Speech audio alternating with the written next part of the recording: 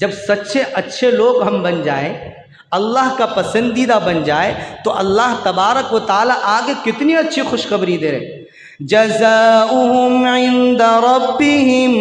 جنات عدن تجری من تحتها الانہار خالدین فیہا ابدا رضی اللہ عنہم ورضوا عنہ ذالک لمن خشی ربہ۔ اللہ اپنے قرآن کریم کے اندر اچھے لوگوں کے بارے میں، سچے لوگوں کے بارے میں، ایمان والوں کے بارے میں، عمل صالح کرنے والوں کے لیے، چاہے وہ مردوں کی جماعت ہو، چاہے وہ عورتوں کی جماعت ہو، چاہے نوجوانوں کی جماعت ہو، چاہے وہ بوڑھوں کی جماعت ہو، ہر ایک کے لیے قرآن کا اعلان ہے جزاؤہم عند ربہم۔